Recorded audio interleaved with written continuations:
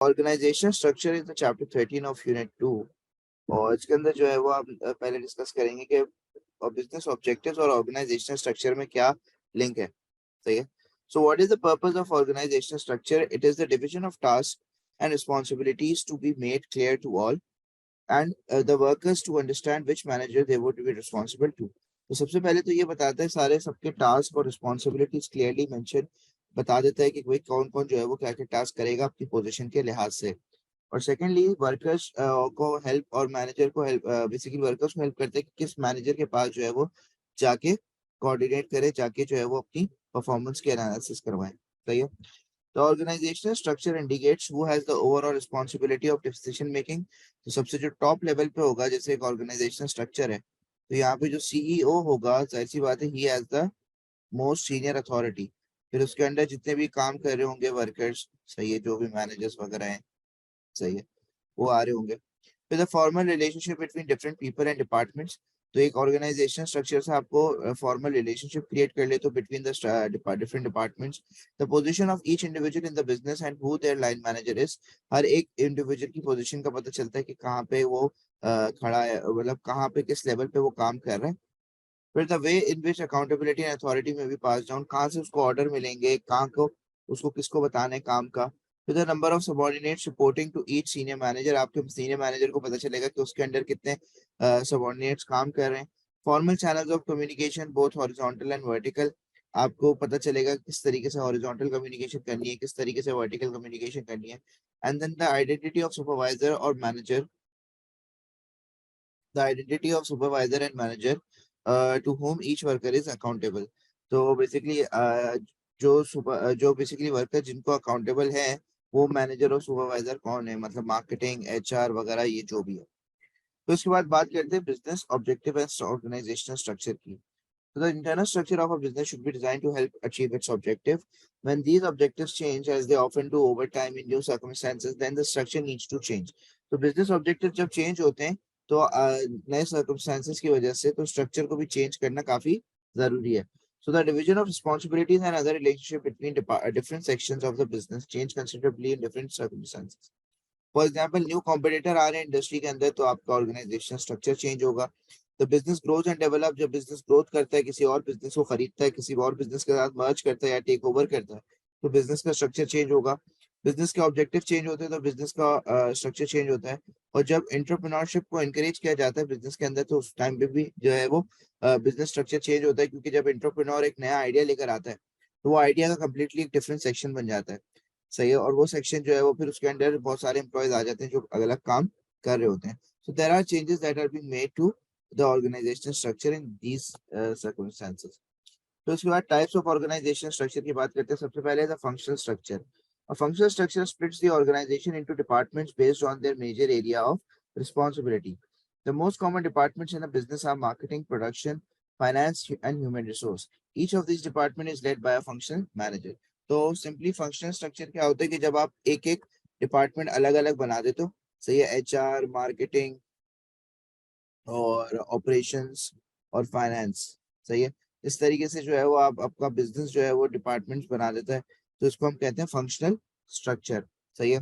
Advantages क्या है? Employees often display high level of departmental loyalty and pride in the work. तो departmental loyalty होती है, pride होता है, तो मोटिवेशन लेवल इंक्रीज होगा। It encourages employees to become specialist. This can increase efficiency and productivity. जब employees जो है वो काम कर रहे होंगे अपने डिपार्टमेंट के लिए, तो वो उसमें स्पेशलिस्ट हो जाएंगे। जैसे मार्केटिंग वाला मार्केटिंग स्पेशलिस्ट हो जाएगा, फाइनेंस वाला फाइनेंस स्पेशलिस्ट हो जाएगा, और उसकी वजह से एफिशिएंसी और प्रोडक्टिविटी बढ़ जाएगी। फिर departments are led by managers who are specialist in the functional area. तो डिपार्टमेंट जो है वो लेड करता है कौन? वो मैनेजर्स जो के स्पेशलिस्ट होते हैं, तो ज्यादातर स्किलफुल काम होगा और अच्छा काम होगा, मतलब ऑब्जेक्टिव्स अचीव होंगे। फिर डिसएडवांटेज क्या है कि communication flows through the department heads to the top management, so employees may feel remote from senior management। तो जो आपका सीईओ वगैरह जो है वो ज्यादा रिमोट रहेगा towards the lower level employees, because जाहिर सी बात है जब वो उसको कुछ भी बात करनी होगी सीईओ वगैरह से, तो उसको मैनेजर को बताना पड़ेगा और मैनेजर के थ्रू ही बात होगी। फिर उसके बाद दूसरा डिसएडवांटेज है कि there might be competition between departments which may not benefit the whole organisation. तो ये तो आपस में डिपार्टमेंट्स का कंपटीशन हो जाएगा और उसकी वजह से पूरा जो आपका बिजनेस है उसको नुकसान पहुंचेगा। फिर the structure is a vertical, the structure is a vertical one and this often does not allow for good connection between departments. तो यहाँ पे जो है वो ज्यादातर कम्युनिकेशन जो है वो वर्टिकल कम्युनिकेशन हो रही होती है। वर्टिकल कम्युनिकेशन मतलब कि एचआर सिर्फ बिजनेस ओनर से बात करेगा, सीईओ से बात करेगा, मार्केटिंग भी इससे बात करेगा, ऑपरेशन भी इससे। आपस में इनकी कम्युनिकेशन काफी कम होती है जिसकी वजह से काफी इश्यूज आते हैं, ऑब्जेक्टिव्स अचीव नहीं हो पाते हैं। ठीक है, अब हायरार्किकल स्ट्रक्चर की बात करते हैं।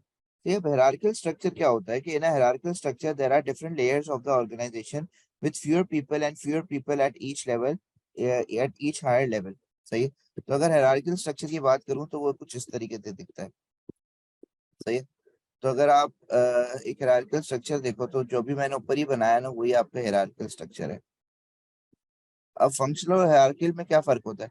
फंक्शनल में आपका यहाँ पे डिपार्टमेंट्स बने हुए आ जाएंगे, डिपार्टमेंट्स होते हैं। हायरार्किकल में जरूरी नहीं है डिपार्टमेंट्स हो, कुछ भी आपके इंडिविजुअल्स भी आ सकते हैं। सही है, जैसे डायरेक्टर्स आ गए, ठीक है, फिर उसके अंडर मैनेजर्स आ गए। ठीक है। तो अब इसके फीचर्स क्या है हायरार्किकल स्ट्रक्चर में? Level of hierarchy. Level of hierarchy मतलब जितने एक दो तीन चार, चार लेवल ऑफ हायरार्की है। मतलब the more the level of hierarchy the taller the structure and the less the level of hierarchy the flatter the structure. यहाँ पे ये है कि जितने ज्यादा लेवल ऑफ हायरार्की होंगे उतना ज्यादा टॉल स्ट्रक्चर होगा, जितने कम लेवल ऑफ हायरार्की होंगे उतना ज्यादा फ्लैट स्ट्रक्चर होगा। फिर बात करते हैं chain of command. Chain of command क्या होती है? चेन ऑफ कमांड होती है कि कैसे जो है वो अथॉरिटी पास डाउन हो रही है। तो ये देखो, चेन ऑफ कमांड जो है, the taller the organisation structure the longer the chain of command. अब अगर लेवल ऑफ हायरार्की ज्यादा होंगे तो चेन ऑफ कमांड जो है वो आपकी काफी लंबा टाइम लेगी to reach the subordinates, thus slowing down communication. तो चेन टॉल में कम्युनिकेशन आपका स्लो होता है और जो शॉर्ट होता है उसमें कम्युनिकेशन तेज हो जाता है क्योंकि चेन ऑफ कमांड शॉर्ट होती है। फिर span of control. Span of control basically कि एक मैनेजर कितने वर्कर्स को अपने अंडर कंट्रोल कर रहे हैं। फॉर एग्जांपल अगर ये डायरेक्टर है और डायरेक्टर के अंडर दो एम्प्लॉय काम कर रहे हैं तो इस डायरेक्टर का जो बेसिकली स्पैन ऑफ कंट्रोल है वो 2 है। ठीक है, दो एम्प्लॉयज काम कर रहे हैं इसके अंडर। अब हायरार्किकल स्ट्रक्चर में टाइप्स आ जाते हैं। सही है। तो सबसे पहला है flat organisational structure with wide spans of control. सही है। फ्लैट ऑर्गेनाइजेशन स्ट्रक्चर और टॉल ऑर्गेनाइजेशन स्ट्रक्चर में क्या फर्क है? टॉल में होता है कि आपका जो है वो बहुत सारे लेवल ऑफ हायरार्की होते हैं। ठीक है। हाउएवर शॉर्ट में ये होता है कि आपका एक सीईओ होगा, सीईओ के अंडर जो है वो दो मैनेजर काम कर रहे होंगे और मैनेजर के अंदर पूरी लाइन लगी हुई होगी वर्कर्स की ना, जो काम कर रहे होंगे। सही है। मतलब 3 level of hierarchy, 4 level of hierarchy, इससे ज्यादा नहीं होते। तो ये टॉल में तो बहुत सारे मतलब 10 20 12 15 हायरार्कीज होती हैं। ठीक है।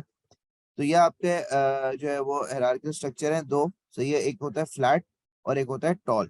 ठीक है। और यहाँ पे देखें advantages are disadvantages and disadvantages are advantages of tall structure. यहाँ पे मैंने फ्लैट के लिखे ना, तो ये एडवांटेजेस फ्लैट के हैं, तो ये डिसएडवांटेजेस किसके होंगे? और उसके बाद जब ये डिसएडवांटेजेस लिखे हैं यहाँ पे तो ये एडवांटेजेस जो है वो किसके होंगे? टॉल के। सही है। तो each worker is dedicated more authority. सही है। फ्लैट का ये फायदा है कि हर वर्कर को ज्यादा अथॉरिटी मिलती है। Employee empowerment. एम्प्लॉय को एम्पावर किया जाता है। एम्पावर मतलब के डिसीजन मेकिंग अथॉरिटी दी जाती है। Short chain of command so communication is better. क्योंकि शॉर्ट चेन ऑफ कमांड होता है क्योंकि लेवल ऑफ हायरार्की कम है तो आपका कम्युनिकेशन बेहतर से बेहतर होता है। डिसएडवांटेज क्या है? More subordinates to handle for the managers. ज्यादा सबऑर्डिनेट्स आ जाते हैं। Although workers are delegated but without proper training. Training की जरूरत है, ट्रेनिंग वगैरह देनी पड़ेगी ज्यादा से ज्यादा। फिर स्ट्रक्चर बाय प्रोडक्ट और ज्योग्राफिकल एरिया। ठीक है। अब आप जो है वो स्ट्रक्चर को या ऑर्गेनाइजेशन स्ट्रक्चर को या तो प्रोडक्ट के हिसाब से डिवाइड करते हो या तो ज्योग्राफिकल एरिया के हिसाब से डिवाइड करते हो। तो हायरार्किकल स्ट्रक्चर ही होता है। और हायरार्किकल स्ट्रक्चर में जो है वो आपका फॉर एग्जांपल बिजनेस है। अब बिजनेस में या यूनिलीवर की बात करते हैं, यूनिलीवर में बहुत सारे प्रोडक्ट्स हैं भाई।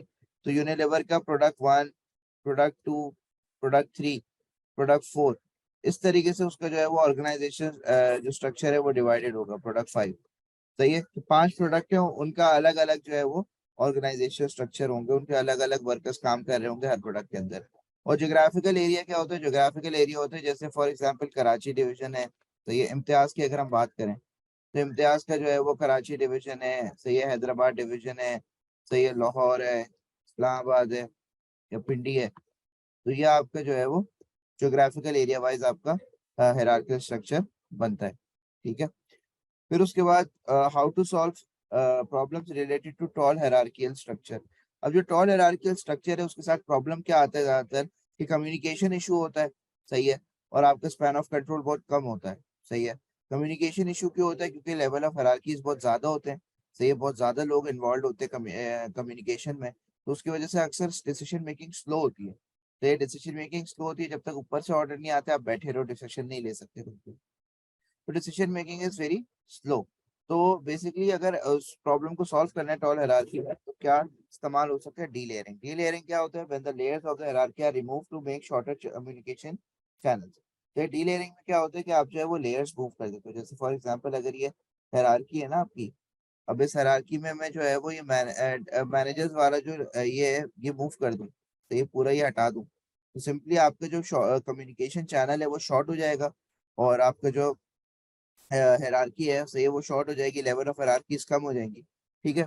This level development in organisation structure has been assisted by improvements in IT and communication technology, ठीक है। तो सिर्फ आप हायरार्कीज नहीं हटा दो, बल्कि आईटी भी लेकर आओ ताकि कम्युनिकेशन बेहतर से बेहतर हो। जैसे वॉकी टॉकी लेकर आ जाओ, या इस तरीके के बहुत सारे इक्विपमेंट्स कम्युनिकेशन के लेकर आ जाओ, ताकि कम्युनिकेशन बेहतर से बेहतर हो। तो डी लेयरिंग के फायदे क्या है कि बिजनेस की कॉस्ट रिड्यूस होगी, जाहिर सी बात है वर्कर्स को सैलरी नहीं देनी पड़ेगी। चेन ऑफ कमांड शॉर्ट हो जाता है, चेन ऑफ कमांड शॉर्ट हो जाता है, तो आपके जो है वो वर्कर्स ज्यादा रिमोट फील नहीं करते, वो ज्यादा कनेक्टेड रहते हैं ऑर्गेनाइजेशन के साथ। It increases span of control, span of control पे इंक्रीज हो जाता है, तो जाहिर सी बात है मैनेजर्स जो है, सही है, वो डेलीगेशन भी करेंगे, एम्पावरमेंट भी करेंगे, और वो खुश भी होंगे कि ज्यादा वर्कर्स उनके अंडर काम कर रहे हैं। डिसएडवांटेजेस क्या है कि आपको रिडंडेंसी पेमेंट देनी पड़ेगी, क्योंकि जाहिर सी बात है जब आप री लेयर कर रहे हो तो आप वर्कर्स को निकालोगे तो आपको उनको रिडंडेंसी पेमेंट करनी पड़ेगी। फिर मैनेजर्स वो रिमेन हैव इंक्रीज्ड वर्कलोड्स। तो यहाँ पे आप जब लोगों को निकाल दोगे तो जो मैनेजर पीछे बच जाएंगे वो वर्कलोड उनके ऊपर ज्यादा हो जाएगा, and this can increase their stress as well, ठीक है। फिर उसके बाद बात करते हैं द मैट्रिक्स स्ट्रक्चर की। हायरार्कियल के अलावा जो एक और स्ट्रक्चर है वो हमारा है matrix structure. A matrix structure is the matrix structure cuts across the departmental lines of the hierarchical chart and creates project teams. Basically her project की टीम्स जो है वो बनेगी, और उसमें हर डिपार्टमेंट का बंदा होगा। प्रोजेक्ट वन, प्रोजेक्ट टू, सही है, तो आपका जो है वो मार्केटिंग का भी बंदा होगा, एचआर का भी बंदा होगा, फाइनेंस का भी बंदा होगा, और रिसर्च एंड डेवलपमेंट का भी बंदा होगा। तो एक बंदे यहाँ से, दो बंदे यहाँ से, तीन यहाँ से, दो यहाँ से, सही है। तो इस तरीके से क्या होता है कि आपकी जो ऑर्गेनाइजेशन स्ट्रक्चर है उसके अंदर सारे डिपार्टमेंट्स के एम्प्लॉयज मौजूद होते हैं। तो इट अलाउज गुड कम्युनिकेशन, सही है। फिर it cuts traditional boundaries between departments, there is less chance of people focusing on just what is good for their department. अब हायरार्किकल स्ट्रक्चर में ये मसला आ रहा था कि सब अपने डिपार्टमेंट काम कर रहे थे, लेकिन यहाँ पे ऐसा नहीं है। अगर आपने जो है वो प्रोजेक्ट पे काम नहीं करा तो सबका नाम जो है वो आएगा, नॉट जस्ट वन एंटिटी। उसके बाद है आपका there is less direct control from senior managers. तो ये आपका डायरेक्ट कंट्रोल कम होता है सीनियर मैनेजर्स से। फिर passing down authority to more junior employees can be difficult for some senior managers to accept. तो पासिंग डाउन ऑफ अथॉरिटी जो है वो काफी मैनेजर्स जो है वो इस पे एग्री नहीं करेंगे, बोलेंगे भाई सारी अथॉरिटी हमारे पास होनी चाहिए। फिर रिड्यूस ब्यूरोक्रेटिक कंट्रोल में B resisted bye some managers. तो ये ब्यूरोक्रेटिक कंट्रोल जो है वो आपका कम हो रहा है, तो यानी कि आपका ओहदा जो है वो समझ लो एक तरीके से जा रहा है। अगर मैनेजर्स जो है वो डेलीगेट करते हैं तो उसका मतलब ये है कि लोअर लेवल्स को अब मैनेजर से पूछने की जरूरत नहीं है। तो अक्सर वो लोग जो ब्यूरोक्रेटिक अप्रोच रखते हैं उनके लिए इस चीज पे टर्म्स आना काफी मुश्किल होता है। फिर उसके बाद बात करते हैं delegation and accountability. Delegation means the passing down of authority from higher to lower levels in the organization in order for subordinate employees to perform tasks and take decisions. Delegation क्या होता है? Passing down of authority। जब आप अपनी authority को पास down कर देते हो, मतलब अपना काम मैनेजरियल लेवल का काम जो है वो पास डाउन कर देते हो to the lower level employees. For example अगर आप कहीं पे काम कर रहे हो, सही है, आपसे आपको लग रहा है वो काम काफी टाइम कंज्यूम कर रहा है, तो आप उसको डेलीगेट कर देते हो, अपने से लोअर लेवल वर्कर को दे देते हो। डेलीगेशन का एडवांटेज क्या है कि सीनियर मैनेजर जो है वो फोकस कर सकते हैं on more strategic roles. It shows trust in subordinates. ये सबॉर्डिनेट्स के बीच में ट्रस्ट शो करता है कि भाई उनका मैनेजर जो है वो उनका ख्याल रखता है, उनका ध्यान रखता है। फिर उसके बाद है it develops and trains employees. तो ये आपका जो है वो ऑटोमेटिकली ट्रेनिंग हो रही होती है आपके एम्प्लॉयज की। डिसएडवांटेज क्या है? If the task is not well defined or if inadequate training is given then delegation is unlikely to succeed. अगर आपने टास्क को वेल डिफाइन नहीं करा और इनएडुकेट ट्रेनिंग दी तो आपका मसला ये आ जाएगा कि डेलीगेशन जो है वो सक्सेसफुल नहीं होगी। फिर delegation will be unsuccessful if insufficient authority is given to subordinate who is performing the task. Insufficient authority अगर आप दोगे जिसको डेलीगेट करोगे और अगर उसको आपने अथॉरिटी नहीं दी, मतलब उससे बोलोगे आप भाई जो भी डिसीजन लेना हो मुझसे पूछ के लेना, सही, मुझे कॉल करके लेना, तो उसका इसके लिए क्या मसला होगा कि वो जो वर्कर है उसके हाथ बंधे रहेंगे हमेशा, तो वो जो है वो मोटिवेट नहीं होगा। फिर मैनेजर्स में only delegate the boring jobs. तो मैनेजर जो है वो सिर्फ और सिर्फ जो बोरिंग जॉब्स उनको लग रही है ना उसको वो डेलीगेट कर देंगे और बाकी अच्छा काम सारा इंपॉर्टेंट काम अपने पास ही रखेंगे। तो बोरिंग जॉब्स करके एम्प्लॉय फर्दर जो है वो बोर हो जाएगा। फिर अकाउंटेबिलिटी क्या है? If a job is done poorly then the worker is accountable to his or her immediate manager. They can be held to account and be disciplined for inadequate performance. तो accountability simple ये होती है कि अगर कोई worker poor perform कर रहा है तो वो जो है वो उस पुअर परफॉर्मेंस के बारे में वर्क अपने मैनेजर को बताए। Process of accountability. अकाउंटेबिलिटी का प्रोसेस क्या है कि भाई आप सबसे पहले तो give clear expectation before the employee start the job. आपको एम्प्लॉय से क्या काम चाहिए आप उसको पहले बता दो। तो ये make sure the employee has appropriate skill. आप मेक श्योर करो कि एम्प्लॉय के पास स्किल है और ट्रेनिंग है टू अचीव दोस टास्क। फिर establish two way communication provide करो, फीडबैक प्रोवाइड करो, सही, ताकि एम्प्लॉय जो है वो काम करते करते साथ साथ इम्प्रूव करता रहे। Agree a clear measurement of performance so that the worker knows when they will be assessed। फिर आप एक डेट और टाइम डिसाइड करो जिस टाइम पे जो है वो उसकी परफॉर्मेंस एनालाइज होगी ताकि वो अपने सारे काम पहले से करके रख ले। And the consequences of good or bad performance need to be made clear to the employee. और आप बताओगे कि भाई अगर परफॉर्मेंस अच्छी है तो उसका कॉन्सिक्वेंस क्या होगा, शायद बोनस वगैरह मिल जाए, छुट्टी मिल जाए, और अगर काम खराब है तो फिर उसका कॉन्सिक्वेंस क्या है कि लेट सिटिंग करनी पड़ेगी। फिर बात करते हैं तीन कॉन्सेप्ट की, that is control, authority and trust. There is a clear relationship between these concepts. There is also a link between span of control and level of hierarchy. The fewer the levels of hierarchy the wider the span of control. आप लोग को पता है कि जब आपका जो short organisation structure है उसके अंदर सीईओ होता है और सीईओ के अंडर मिसाल के तौर पे एक दो तीन मैनेजर्स होंगे और उन मैनेजर्स के अंदर फिर बहुत सारे एम्प्लॉयज काम कर रहे होंगे। तो शॉर्ट स्पैन ऑफ कंट्रोल में क्या होता है, आपका लेवल ऑफ हायरार्की कम होती है और वाइडर स्पैन ऑफ कंट्रोल होता है, सही है, in the short hierarchical structure. However wider span of control the more trust be place in each individual. जितना ज्यादा वाइड कंट्रोल होगा उतना ज्यादा ट्रस्ट करेगा एम्प्लॉय। जाहिर सी बात है ये मैनेजर जो है अगर ये इस पर ट्रस्ट ही शो करेगा तो उसका डिपार्टमेंट पीछे रह जाएगा। तो डिपार्टमेंट मैनेजर्स को जो है वो ट्रस्ट शो करना पड़ता है और ट्रस्ट से जो है वो क्यों शो करना पड़ता है, क्योंकि स्पैन ऑफ कंट्रोल छोटा होता है, एम्प्लॉय ज्यादातर आपके साथ डायरेक्ट लिंक होता है, आपका पर्सनल लिंक होता है, ठीक है। फिर अथॉरिटी एंड रिस्पॉन्सिबिलिटी की बात करते हैं। It is important to understand the relation between authority and responsibility. Delegation gives subordinates authority to perform certain task. आप जो है वो डेलीगेट जब करते हो ना तो डेलीगेशन में क्या होता है कि आप जो है वो सिर्फ और सिर्फ एक अथॉरिटी दे रहे हो टू परफॉर्म द टास्क, ठीक है। This means that they have the power to undertake job and make decisions necessary for their these jobs to be completed. However, the overall responsibility for each employee or department remains with the manager. The manager delegates authority but not responsibility. The manager must make the ultimate blame for underperformance. आपका manager जो है वो आपको task देता है, सही है, जो उसके होते हैं, सही, वो आपको दे देता है और आप जो है वो उस टास्क को कर रहे होते हो। अगर आप ध्यान से नहीं करोगे वो टास्क तो मैनेजर रिस्पॉन्सिबल होगा उस गलती के, और अगर आप ध्यान से करोगे उस टास्क को, सही, तो मैनेजर को तब भी जवाब देना पड़ेगा भाई अगर परफॉर्मेंस अच्छी है तो क्यों है, परफॉर्मेंस खराब है तो क्यों है। तो एक मैनेजर का ये काम होता है बेसिकली कि वो अथॉरिटी और रिस्पॉन्सिबिलिटी को भी देखे। फिर कंट्रोल एंड ट्रस्ट की बात करें तो डेलीगेशन कंट्रोल, जाहिर सी बात है क्या होता है, कितना आप जो है वो वर्कर्स को कंट्रोल करते हो, उनके वर्किंग कंडीशंस को कंट्रोल करते हो। और डेलीगेशन में क्या होता है, डेलीगेशन में अक्सर ये होता है कि आपके मैनेजर्स जो हैं, जो सीनियर मैनेजर्स हैं, वो काफी ट्रस्ट बिल्ड कर रहे होते हैं with the employee. So delegation involves the manager showing trust in a subordinate because less control over will be exercised over the employee's work. Many managers do not give up control. Some managers feel less important if they reduce control over workers. तो अक्सर जो है वो managers जो है वो agree नहीं करते कि भाई आपको जो है वो कंट्रोल देना चाहिए, सही, कंट्रोल इन द सेंस के आपको जो है वो वर्कर्स को कंट्रोल नहीं दें, सही, वर्कर्स अगर कंट्रोल लेंगे तो वो गलत काम करेंगे।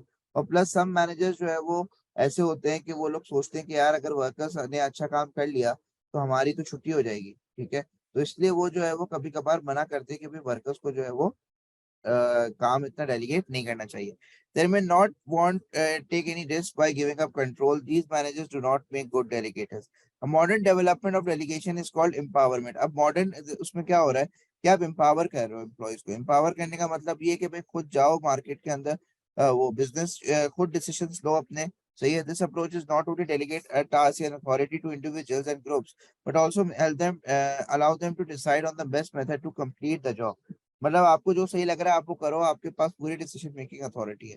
That is simply your control and trust. However, it requires an even greater level of trust from managers as there is even less direct control over the work being carried out. तो ये ज्यादातर जो है वो employees जहाँ पे initiative या creative होते हैं जैसे नासा वगैरह में, तो वहां पे ये ज्यादा इस्तेमाल किया जाता है। फिर उसके बाद कॉन्सेप्ट है सेंट्रलाइजेशन और डिसेंट्रलाइजेशन का। सेंट्रलाइजेशन का मतलब ये होता है कि all or most major decision are taken by few senior managers at the centre of the organisation which could be based at its head office. तो जो decision making centre of the organisation में रहती है तो उसको हम कहते हैं सेंट्रलाइजेशन। और डिसेंट्रलाइजेशन क्या होता है? Passes decision making authority to managers down the hierarchy. That means कि आपकी डेमोक्रेट वो डिसेंट्रलाइजेशन का मतलब ये है कि डिसीजन मेकिंग जो है वो हर ब्रांच की अलग अलग होगी। फॉर एग्जाम्पल एचबीएल है, एचबीएल अगर सेंट्रलाइज होता तो मतलब एचबीएल के हेड ऑफिस जो है वो सारे डिसीजन ले रहा होता। और एचबीएल अभी जो है वो डिसेंट्रलाइज अगर करता है तो मतलब सारे ब्रांचेस के जो डिसीजन है वो ब्रांच मैनेजर्स ही लेंगे, एचबीएल का कोई कंसर्न नहीं है, ठीक है, एचबीएल के मैनेजर का। फिर advantages of centralisation, the fix set of rules and procedures in all departments.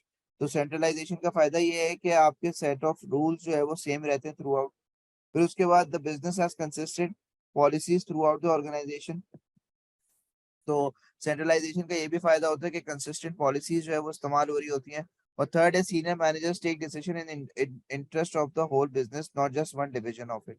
तो आपके जो मैनेजर्स हैं वो जब भी वो कोई डिसीजन लेते हैं तो वो पूरे बिजनेस पे इम्पैक्ट पड़ता है, नॉट जस्ट पूरी interest of the whole business and not just one division of it. Senior manager जब भी कोई डिसीजन लेते हैं तो ये तो वो सारा जो है वो इंटरेस्ट रखते हैं पूरे बिजनेस का as a whole and not just that department या उनकी ब्रांच। हाउएवर अगर आप डिसेंट्रलाइज कर दोगे तो क्या होगा? More local decisions can be made. फायदा ये है। फिर more junior managers can develop their skills, तो ट्रेनिंग हो गई एक तरीके से। और delegation and empowerment are possible and these will have positive effects on motivation. Delegation और एम्पावरमेंट जो है वो अलाउ करती है आपको कि आप वर्कर को मोटिवेट करें। फिर एक छोटा सा कॉन्सेप्ट है दैट इज लाइन मैनेजर और स्टाफ मैनेजर। लाइन मैनेजर क्या होता है? जैसे फॉर एग्जांपल अगर मार्केटिंग मैनेजर है, वो मार्केटिंग मैनेजर जो है वो लाइन मैनेजर है। क्यों? क्योंकि वो लाइन में आ रहा है ना आपकी। जैसे फॉर एग्जांपल अगर ये डायरेक्टर वन है, फिर सीईओ है, तो ये आपका सीईओ है, फिर डायरेक्टर है, फिर मार्केटिंग मैनेजर है, फिर आपके लोअर लेवल एम्प्लॉयज हैं। सही है। तो इसको हम कहते हैं लाइन मैनेजर्स। सही है। और स्टाफ मैनेजर क्या आता है? फॉर एग्जांपल अगर ये मार्केटिंग मैनेजर जो है वो कोई सॉफ्टवेयर इस्तेमाल कर रहा है और उस सॉफ्टवेयर में कुछ खराबी आ जाती है, सही है, तो आईटी मैनेजर आएगा। आईटी मैनेजर आएगा, इसकी हेल्प करेगा और फिर वापस अपनी जगह पे चला जाएगा। तो ये आईटी मैनेजर कहलाएगा। स्टाफ, तो ये आपका line manager are those who have authority over others in a hierarchical structure. सही है। जैसे मार्केटिंग मैनेजर है, उसकी अथॉरिटी है towards the market, towards the lower level employees. और staff managers do not have line authority over others, they are specialist who are employed to give advice to senior line managers. तो ये सिर्फ advice देने के लिए जो है वो आपको आते हैं और आपको एडवाइस दे के जो है वो चले जाते हैं। तो those are simply your staff managers. तो ये आपका पूरा ऑर्गेनाइजेशन स्ट्रक्चर का चैप्टर है। क्लास रीजॉइन करें क्योंकि ये वाली 40 मिनट्स वाली क्लास है। तो इंशाल्लाह फिर मैं जो हूँ वो नेक्स्ट चैप्टर स्टार्ट कर